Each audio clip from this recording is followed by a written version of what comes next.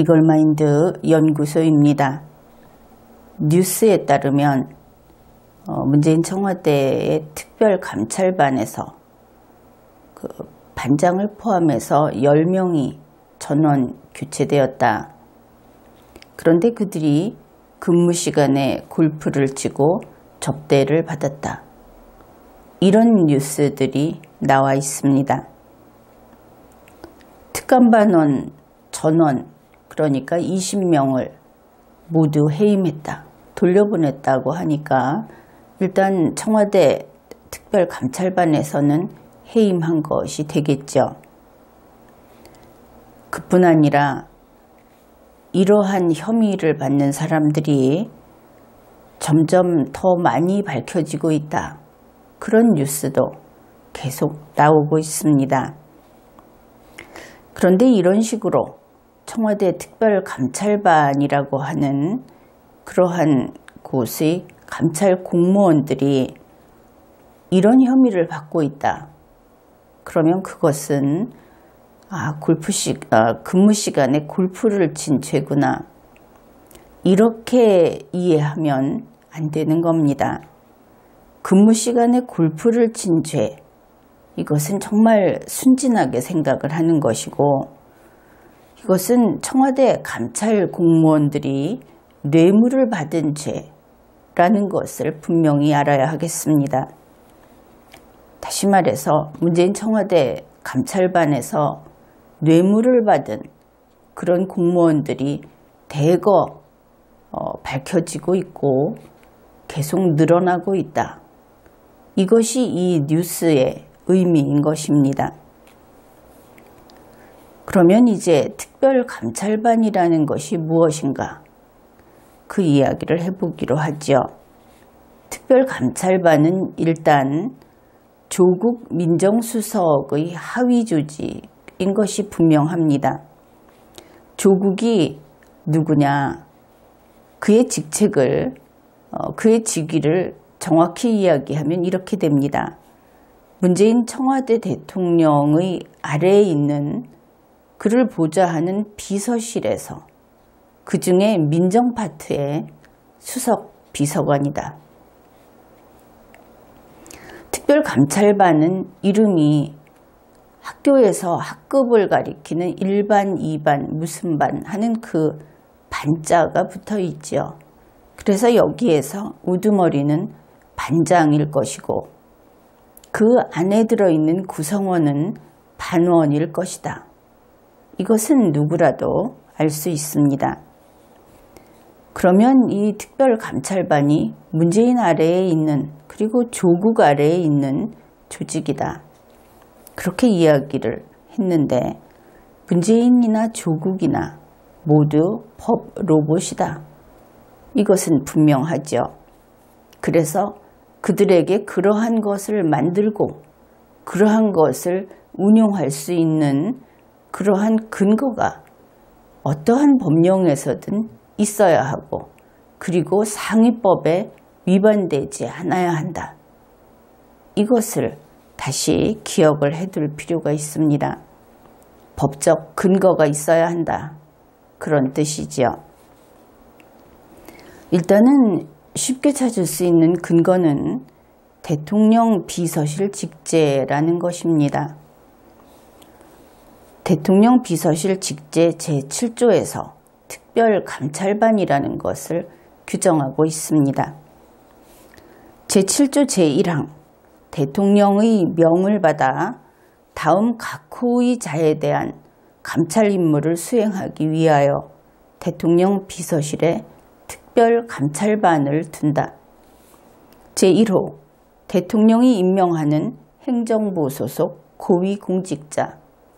제2호, 대통령이 임명하는 공공기관, 단체 등의 장 및 임원. 제3호, 대통령의 친족 및 대통령과 특수한 관계에 있는 자. 그리고 제7조 제4항에 따르면 이 특별감찰반의 반장, 그 반장은 대통령 비서실 소속의 선임 행정관이나 행정관으로 보하도록 되어 있습니다. 그렇다면 앞의 뉴스에서 특별감찰반 뇌물 혐의라고 관련해서 보도된 특별감찰반의 전원을 다해임에서 돌려보냈다. 그렇다 하더라도 반장인 자는 어디로 돌아갔을까? 바로 대통령 비서실로 돌려보냈다. 이것을 알 수 있습니다.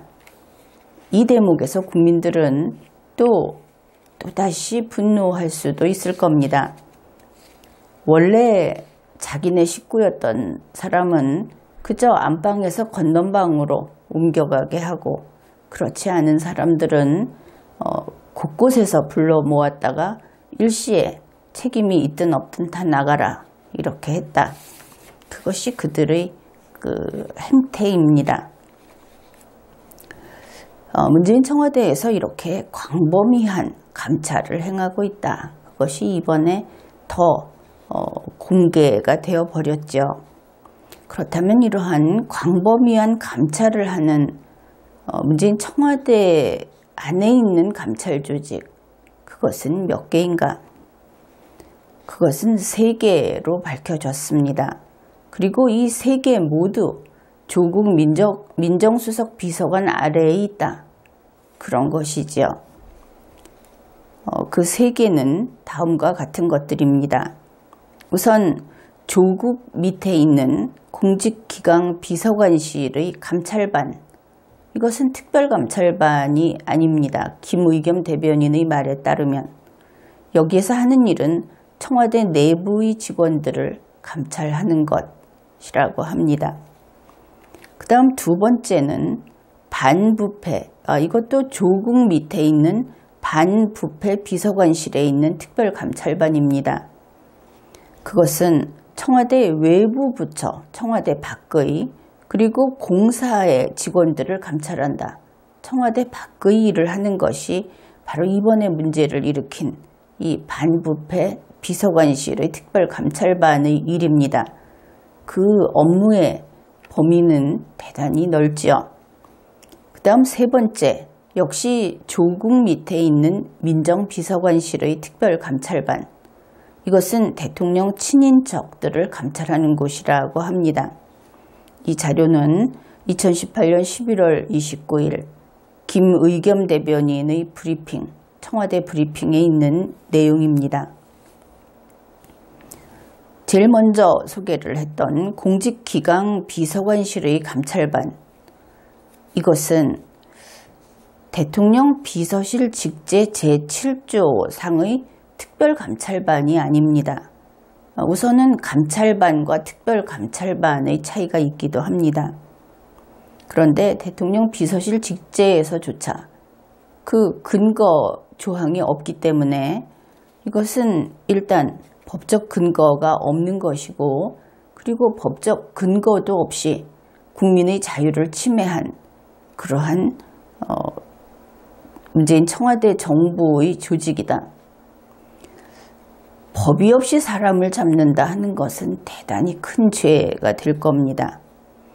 그런데 이 법적 근거조차 없는 공직기강 비서관실의 감찰반이 하는 업무가 무엇인가 하면은 그 업무가 청와대 내부 직원들을 감찰한다고 했죠. 그 업무는 바로 현재 시행 중인, 그래서 유효한 특별감찰관법이라고 하는 그 법률의 권능을 침해하는 것입니다. 그래서 법률이 규정한 이 특별감찰관이라고 하는 것, 그것은 비서실 직제에조차 그 근거 규정도 없는 공직기강 비서관실의 감찰반하고는 그 법적 지위의 차이가 대단히 큰 것이죠. 이 공직기강 비서관실의 감찰반은 법적 지위가 없습니다. 위법한 것이다. 다른 근거가 지금까지 이 감찰반이 활동을 하기 이전에 마련된 법적 근거가 나오지 않는 한은 이것은 위법한 것이 됩니다. 그뿐 아니라 유효한 법률, 상위 법률인 유효한 법률을 침해해서 자기에게 없는 권한 행사를 한 것이지요. 그래서 특별감찰관이 아디다스 슬리퍼라고 이야기를 한다면 조국 밑에 있는 공직기강 비서관실의 감찰반은 삼선 슬리퍼, 아이들이 주로 아무 데서나 쉽게 살 수 있는 그 삼선 슬리퍼다, 이렇게 비유를 할 수 있을 겁니다. 그 다음에 대통령 비서실 직제 제7조에 따른 이번에는 그냥 감찰반이 아니고 특별감찰반입니다. 그것이 두 개가 있습니다. 첫 번째는 조국 밑에 있는 반부패 비서관실에 있는 특별감찰반입니다.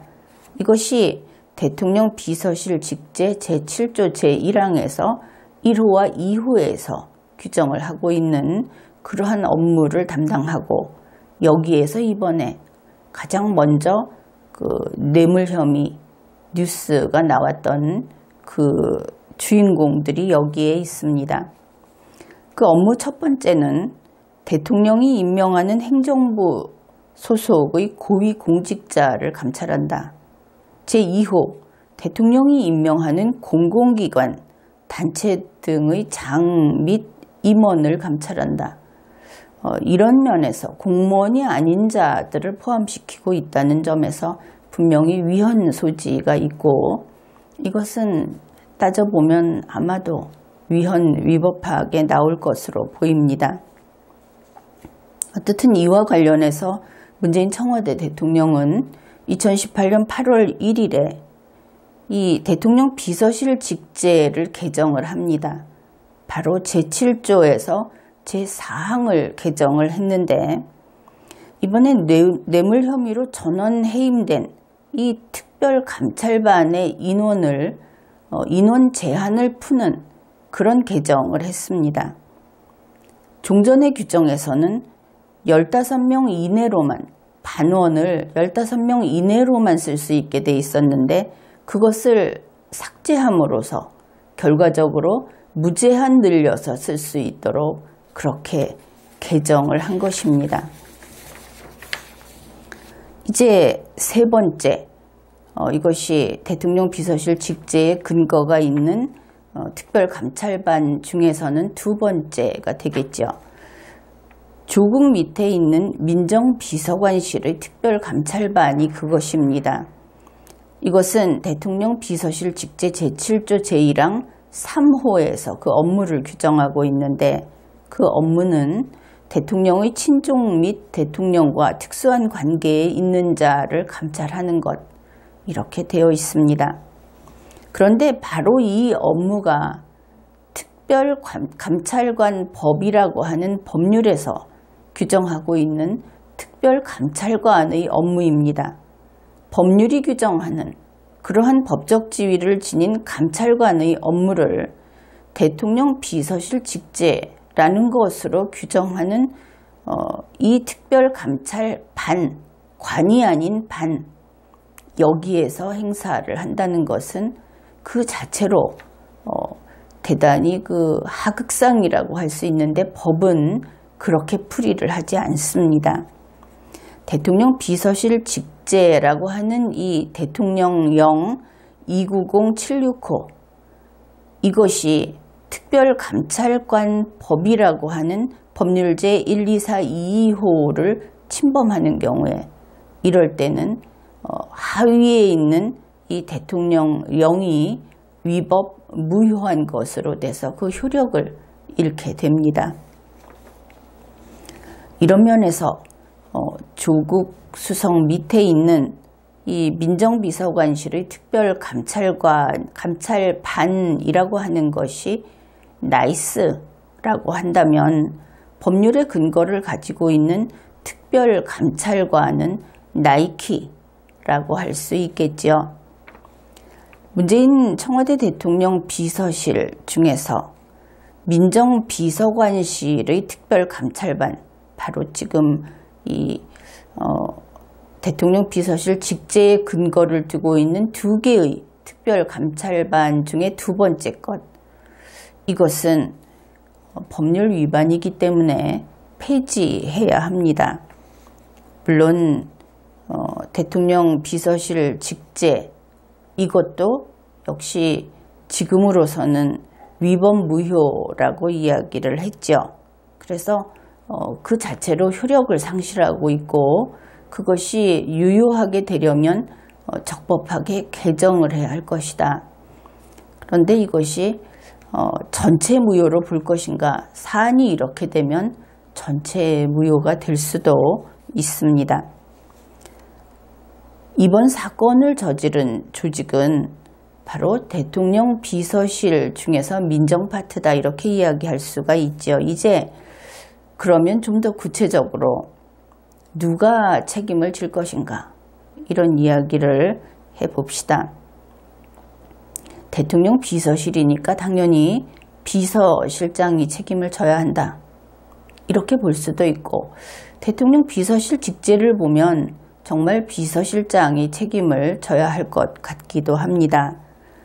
이렇게 되어 있는 것이죠. 비서실장은 대통령의 명을 받아 소속 공무원을 지휘 감독한다.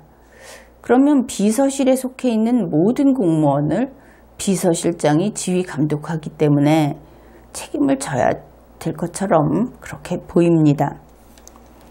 그런데 대통령 비서실 직제 제7조를 보게 되면 이 내용이 좀 달라집니다.